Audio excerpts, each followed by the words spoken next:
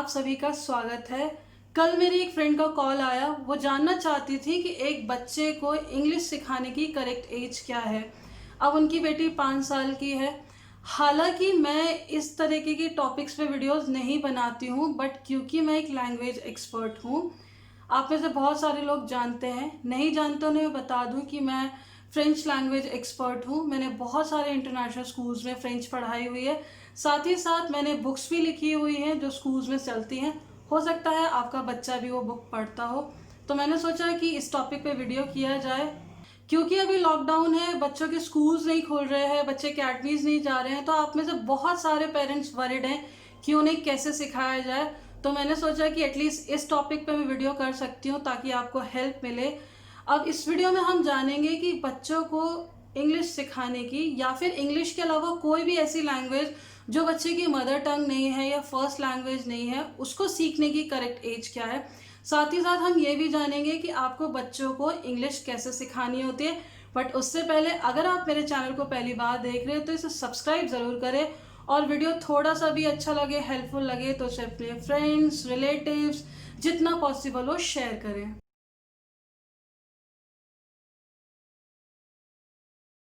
अब आप में से बहुत सारे लोग कहेंगे कि इंग्लिश सीखने की ज़रूरत क्या है। अगेन, बीइंग अ पेरेंट आपकी चॉइस है, आपका कंप्लीट डिसीजन है कि आपको अपने बच्चे को इंग्लिश सिखानी है या नहीं। नो डाउट हमारी जो लैंग्वेज है, हमारी जो मदर टंग है, वो बहुत इम्पॉर्टेंट है। बस साथ ही साथ आज की डेट में इंग्लिश आना भी बहुत इम्पॉर्टेंट हो गया है। फिर चाहे आप सोशल मीडिया पर हो, आपको मेल लिखना हो, बहुत सारी चीज़ें ऐसी हैं जिसके लिए हम इंग्लिश में ही लिखते हैं। स्पेशली वर्क प्लेस जो है, हम कम्युनिकेट करते हैं हिंदी में या हमारी रीजनल लैंग्वेज में, लेकिन जब आपको मेल लिखनी होती है या बहुत सारी चीज़ें ऐसी हैं, जब फॉर्मल कम्युनिकेशन की बात आती है तो इंग्लिश की ज़रूरत पड़ती है। और आजकल स्कूल्स में भी आप देख रहे होंगे, हिंदी और संस्कृत के अलावा मेजरली जो बुक्स होती हैं वो इंग्लिश में होती हैं, तो इसीलिए इम्पॉर्टेंट है। बट अगेन आपकी चॉइस है, मैं जस्ट उन लोगों को बता रही हूँ जो चाहते हैं कि उनके बच्चे सीखें। सबसे पहले हम जानते हैं करेक्ट एज क्या है अपने बच्चे को कोई भी लैंग्वेज सिखाने की। मैं यहाँ बात कर रही हूँ फॉरेन लैंग्वेज की, या वो लैंग्वेज जो आप घर पे बात नहीं करते हो, कोई भी न्यू लैंग्वेज। तो दो सिनेरियो होंगे। एक सिनेरियो क्या होता है, कुछ फैमिलीज ऐसी हैं जहाँ पर इंग्लिश में ही कम्युनिकेट करते हैं। पेरेंट्स हो गए या ग्रैंड पेरेंट्स हो गए, वो इंग्लिश में ही बात करते हैं।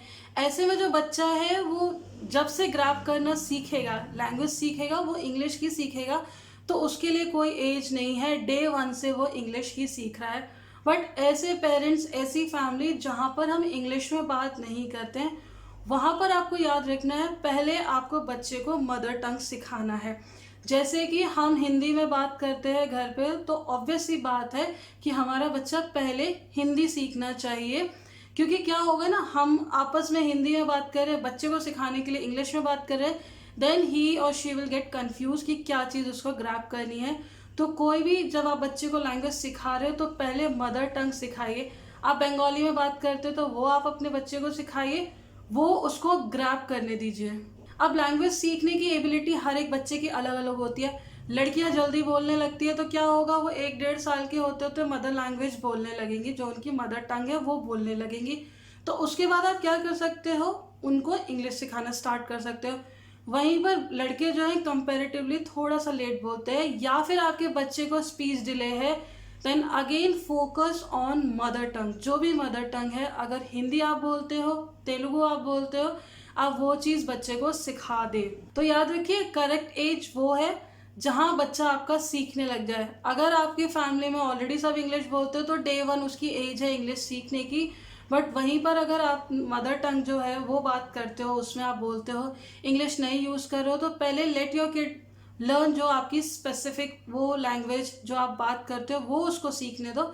उसके बाद हम इंग्लिश पे शिफ्ट करेंगे। अदरवाइज क्या है, बच्चा कंफ्यूज हो जाएगा। अब हम बात करते हैं, आपके बच्चे को मदर टंग जो है वो आ गई है, हिंदी में आप जो भी लैंग्वेज बोलते हो वो आ गई। अब हम क्या करेंगे, वर्ड्स को हम इंग्लिश से रिप्लेस करेंगे। लाइक हम जैसे बोलते हैं भूख लग रही है, आपका बच्चा बोल रहा है माँ मुझे भूख लग रही है, तो आपको क्या करना है, एक वर्ड पिक करना है। हमेशा स्टार्ट करेंगे एक वर्ड से, सेंटेंस से नहीं। क्योंकि जब आप सेंटेंस से स्टार्ट करते हो तो बच्चा रट रहा होता है, हमें यहाँ पर उसको सिखाना है, रटी रटाई लैंग्वेज नहीं उसको देनी है, क्योंकि क्या होगा फिर वो नहीं समझ पाएगा कि किस तरीके से सेंटेंस फॉर्म हो रहा है। ये चीज़ आप याद रखिए। जैसे आपने बच्चे को सिखा दिया I am hungry, I am thirsty, इस तरीके से आपने सिखा दिया तो बच्चा यहाँ पे कंप्लीट सेंटेंस सीख रहा है, सेंटेंस का फॉर्मेशन नहीं सीख रहा है।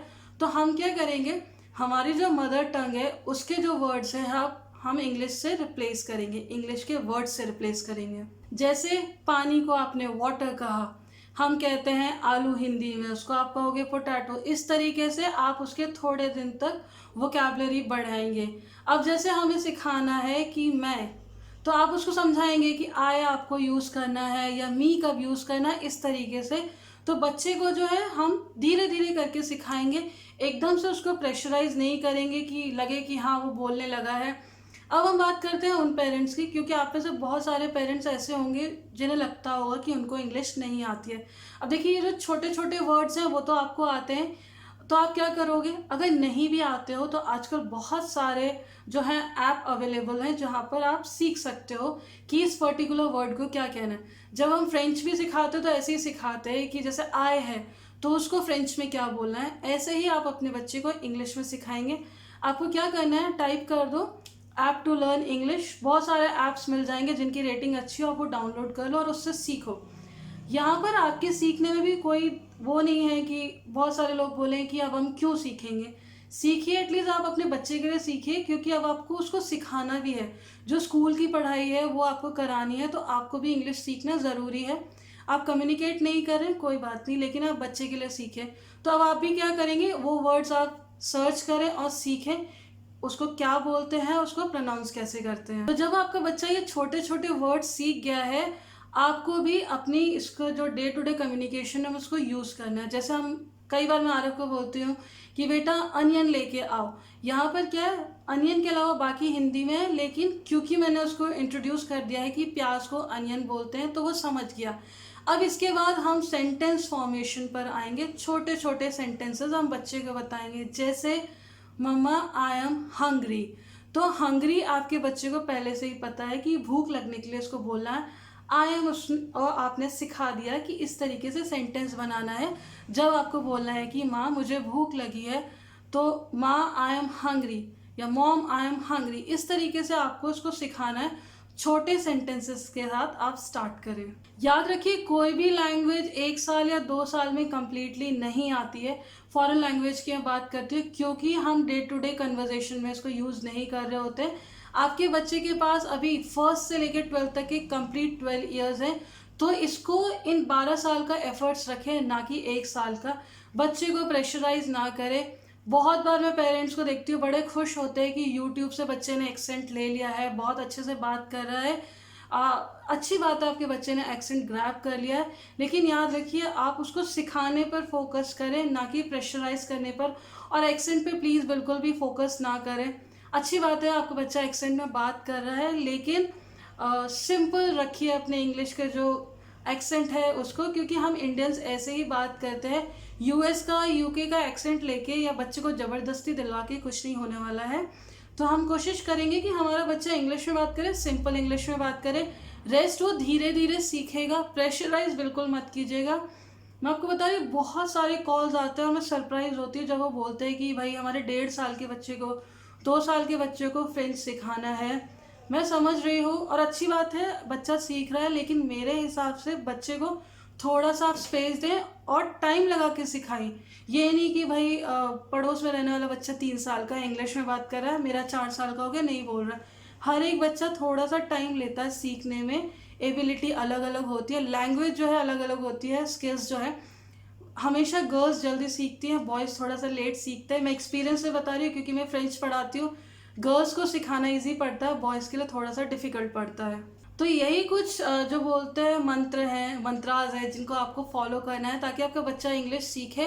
फिर आपको इंग्लिश का जो कन्वर्जेशन है अपनी फैमिली में थोड़ा सा बढ़ाना पड़ेगा ताकि बच्चा हैबिचुअल हो इंग्लिश में बात करने की। जब वो स्कूल में जाने लगेगा ऑब्वियस उसको इन्वायरमेंट मिलेगा और उस चीज़ को वो ग्रैब करेगा। इसीलिए मैं बार बार कह रही हूँ कि आप बेसिक सिखाएं, बस बेस रेडी करिए। ऐसा नहीं है कि एकदम प्रेशराइज कर दिया है। और इस चीज़ में भी नहीं है, क्योंकि मैं खुद अपने बच्चों को, ऐसा नहीं है कि मैं पूरे टाइम इंग्लिश में बात करती हूँ। हालांकि मैं खुद 4 to 5 लैंग्वेजेस बोलती हूँ और मेरे हस्बैंड अप्रॉक्सीमेटली 8 to 10 लैंग्वेजेस बोलते हैं, लेकिन हम घर में हिंदी में ही बात करते हैं। अभी मेरा बेटा जो है 3 साल का हुआ है, अभी इसी महीने अप्रैल में, सॉरी 3 साल का हुआ है। हम धीरे धीरे इसकी वोकेबलरी बढ़ा रहे हैं। अभी we are focusing on words, later on हम क्या करेंगे, इसको सेंटेंसेस में रखेंगे। तो आप भी इस तरीके से रखिए। और कई सारे लोगों को लगता है कि हमारी इंग्लिश वीक है, नहीं आ रही है, एटलीस्ट ट्राई करिए। आपका बेबी, आप घर में है, कोई दूसरा इंसान नहीं है सुनने के लिए, मजाक बनाने के लिए। तो इसको आप कंटिन्यूटी में रखें। आप देखेंगे आपका बच्चा जल्दी जल्दी ग्रैब करेगा। बच्चे वैसे ही बहुत जल्दी सीखते हैं। तो आई होप आपको वीडियो हेल्पफुल लगाओ तो लाइक ज़रूर करिएगा। और अगर आप चाहते हैं कि मैं इस तरह के वीडियोस और बनाऊं तो प्लीज़ कमेंट सेक्शन में बता दीजिएगा, मैं इस तरह के वीडियोस बना दूंगी। तो चलिए अब मैं चलती हूँ।